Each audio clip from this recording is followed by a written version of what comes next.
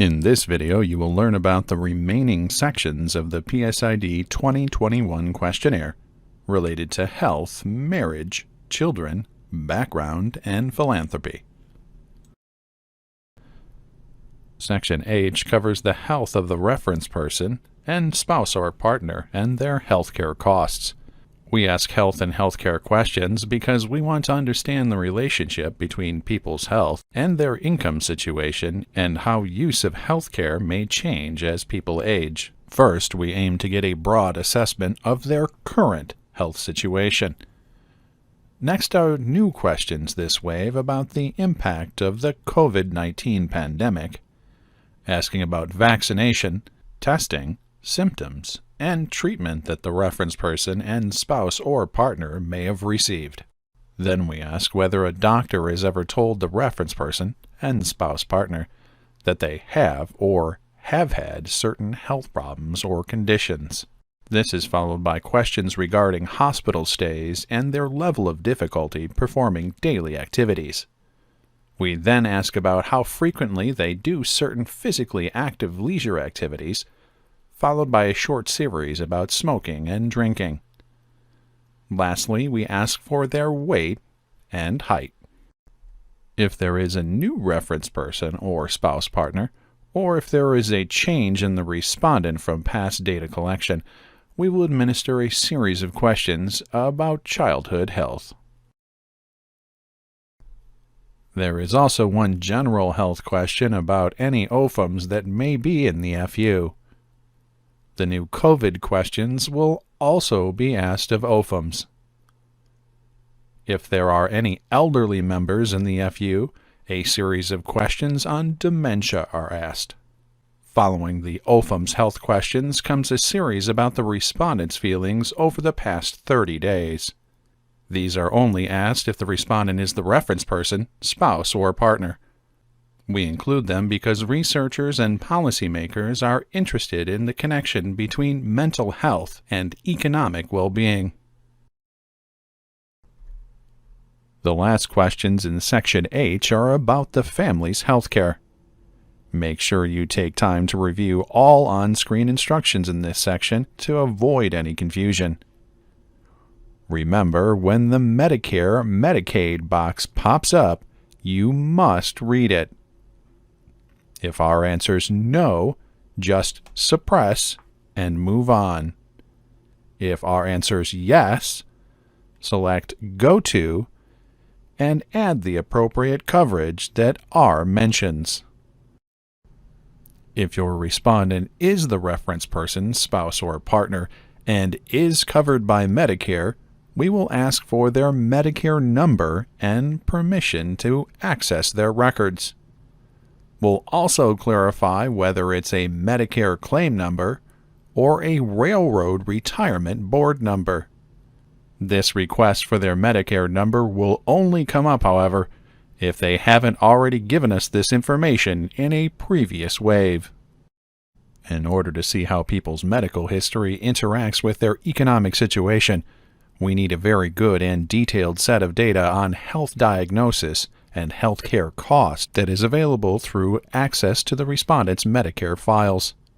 We could ask the respondents a set of questions about all of their diagnoses and costs going back several years. But who of us has a memory that's that good? And we certainly don't want to take up that much of our respondents' time. In addition, the U.S. government spends billions of dollars on healthcare through Medicare every year. Being able to understand the nature of these expenditures in families like those of our respondents will help analysts make suggestions to the government about how to best use those funds. Many of our respondents do give us their Medicare number. However, we want to emphasize strongly that giving us their Medicare number is completely voluntary. Lastly, when asking how much they paid for their healthcare, please remember that we want the costs only for those people who are members of the FU.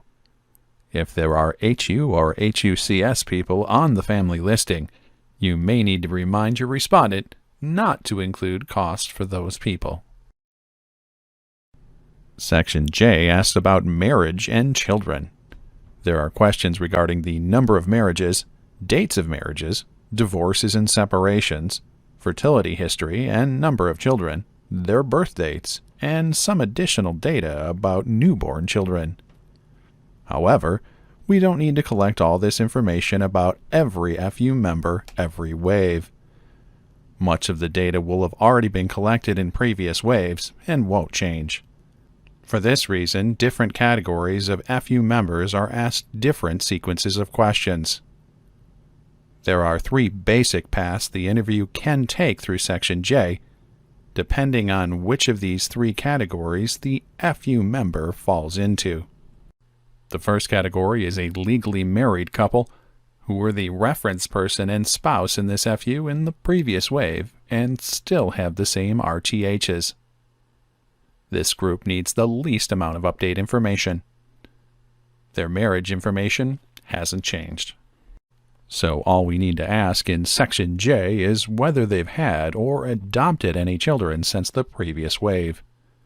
This question can be asked of them as a couple since they are married and any children will legally belong to both of them. For any children they mention, we'll get details such as name, gender, birth date, and birthplace. The second category includes people who were a reference person, spouse, or partner in the previous wave. This wave, the relationship to the reference person is also one of those 3, though it might be a different one. Some examples will make this clearer. An unmarried person who was the reference person last time and is still reference person. A reference person in the previous wave who is now a partner, and a partner in the previous year who married the reference person, so now is the spouse. Unlike the stable married couples, people in this group may have had a change in marital status in the past 2 years, so we ask when they last got married, or divorced, or separated. Then we'll get an update from each of them about any children they've had since the last interview, collecting the same details about name, birth date, and so on. Finally, Category 3. This group includes everyone else. That is, anyone who is a reference person, spouse, or partner now, but wasn't any of these in the last wave, and also any OFMs aged 12 to 44. These people get asked a complete marriage and child history. For marriages, we'll ask how many times they've been married and collect details about dates and names. If they've been married more than twice, we only collect details on the first and last marriages. For children, we collect the same details as we did with the other 2 groups, but for all the children they've ever had. One special note, we sometimes find out about newborn children for the first time in Section J.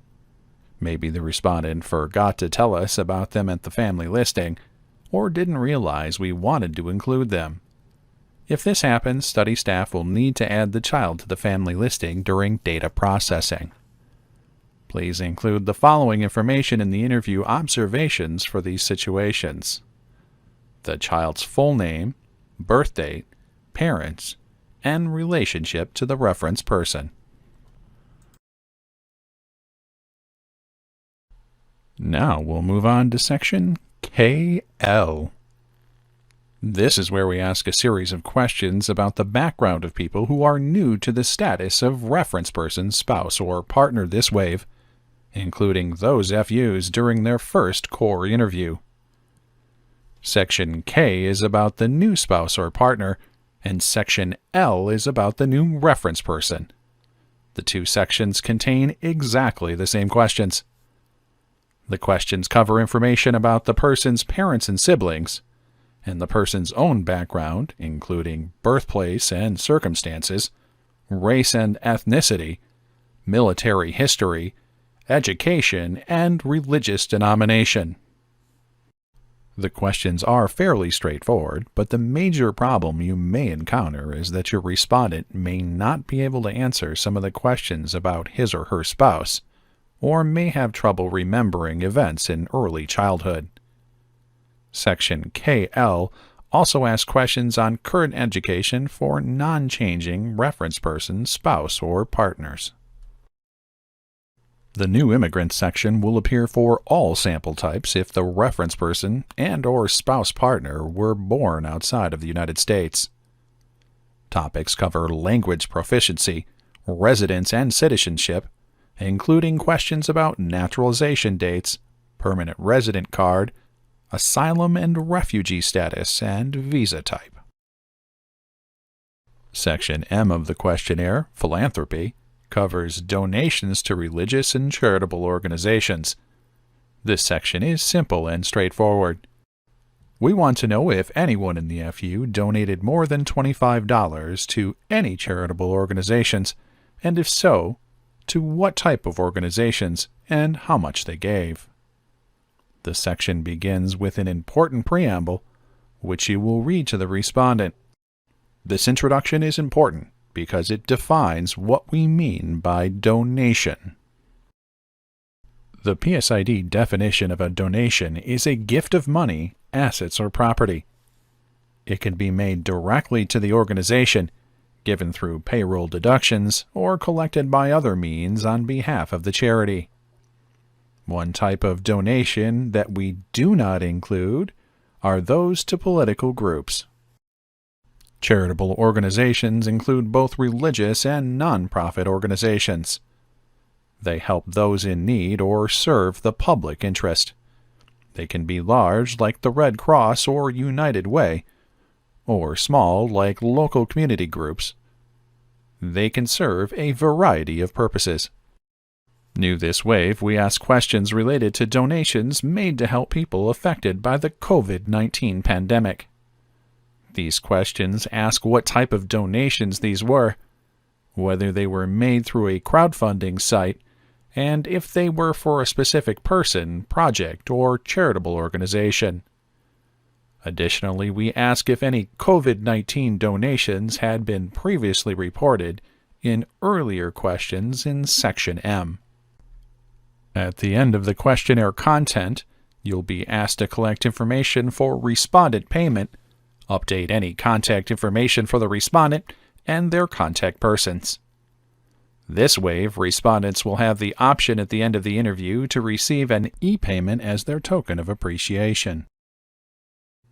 Respondents will provide the contact information of the person to be paid, and J.P. Morgan Chase Bank will contact that person directly via email or text to complete the payment. Additionally, this wave, some respondents have the option to complete the interview via the web. This self-administered interview includes a few additional questions at the end to assess the respondent's experience completing the interview online.